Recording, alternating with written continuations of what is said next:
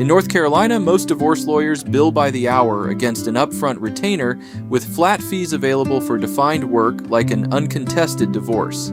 But here's the thing nobody tells you at the start. What actually determines your total isn't the hourly rate.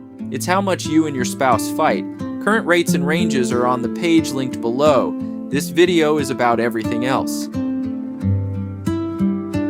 There is no mandated fee structure in North Carolina.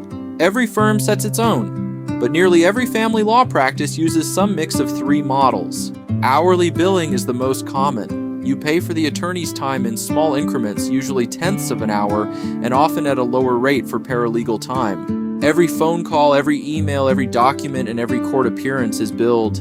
Retainers, most firms require an upfront deposit placed in a trust account. The firm bills its hourly work against it, and you may be asked to replenish it as the case goes on. And flat fees. For predictable, well-defined work, like an uncontested absolute divorce or drafting a separation agreement, many firms charge one fixed price so you know the cost walking in. Consultations vary too. Some firms offer them free, others charge a modest fee. Either way, the consultation is exactly the right place to ask hard questions about money. Any lawyer who gets cagey about fees is telling you something. Think of a retainer as a prepaid account, not a price tag. Your money sits in the firm's trust account, still legally yours, and the firm draws it down as work is done, sending you itemized statements that show where every hour went. When the balance runs low in an active case, the firm asks you to top it back up. 3 questions to ask any firm before you sign. Is the retainer refundable if we finish under budget? Who besides you will bill on my file and at what rates? And what kinds of events tend to blow past the initial retainer? A firm that answers those 3 questions plainly is a firm you can budget with. Court costs are the smallest slice of the pie, but people are often surprised there is a bill at all. There is a filing fee for an absolute divorce, paid to the clerk of superior court when the complaint is filed. There is a cost to serve your spouse, either a sheriff's fee per person served or a few dollars of postage if you use certified mail. Current amounts are on the page because these change, and if you truly cannot afford them, you can ask the court to let you file as an indigent, which waives filing costs for those who qualify. Then there are the case-driven costs that belong to neither the court nor your lawyer's hourly rate, mediator fees. Deposition transcripts, expert witnesses like business valuators, appraisers, and custody evaluators, record subpoenas. In a heavily contested case, depositions and experts alone add up quickly. These are real, and a good attorney will forecast them for you rather than let them ambush you. 2 divorces with identical facts can cost wildly different amounts. The difference is almost never the filing fee or the hourly rate. It is these 5 things. Contested versus uncontested. This is the big one. When you and your spouse resolve property, support, and custody by agreement, your lawyers draft and review documents. When you can't, they litigate, and litigation means discovery, motions, hearings, and preparation time that dwarfs everything else. Complexity. Children, a long marriage, a business, retirement accounts, real estate, or significant debt all add legitimate work. Cooperation, yours and your spouse's. A spouse who hides documents, misses deadlines, or fights over the coffee maker converts money into misery at a remarkable rate. You cannot control your spouse. You can control whether you are the one running up the bill. The resolution method, mediation, collaborative divorce, and lawyer-led settlement negotiation nearly always cost less than a courtroom. An honest disagreement about big things. Sometimes a fight is worth having. A genuinely disputed custody question. A spouse concealing assets. Spending money there isn't waste. It's the reason lawyers exist. The skill is spending on the fights that matter and settling the rest. Sometimes yes.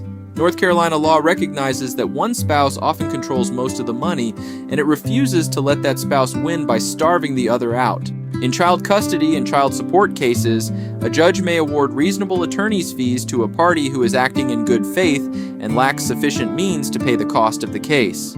In support cases, the court also looks at whether the paying parent refused to provide adequate support when the action began.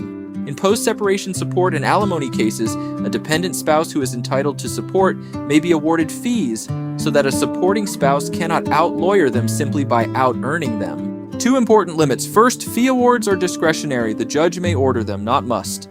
Second, they generally are not available for equitable distribution or for the absolute divorce itself. So do not build a budget on the assumption that your spouse will fund your case. Treat a fee award as a shield for the financially dependent spouse, not as a plan. It is tempting, and for a genuinely simple, agreed case with no property, no kids, and no support claims, self-filing the absolute divorce itself can work. But as a general strategy, representing yourself to save money is not advised, and the reason is arithmetic, not lawyer self-interest. The claims that ride alongside a North Carolina divorce are unforgiving. Your equitable distribution and alimony rights die permanently if they are not resolved or pending when the divorce judgment is entered. A missed claim, a botched pension division, or an agreement you didn't understand can cost more than a decade of legal fees, and none of it can be fixed afterward.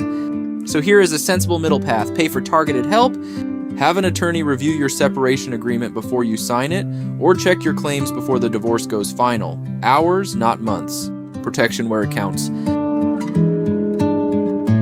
No honest lawyer can quote you a total for a contested divorce sight unseen. Anyone who does is guessing with your money. What a good attorney can do at a consultation is map your specific facts, your kids, your property, your level of conflict to a realistic range. Flag the events that would change that range, and structure the work to fit your budget. Come prepared, and you will leave with a number you can actually plan around. At McCrary Pack, we're straight with our neighbors about money, because surprise bills break trust faster than bad news ever will.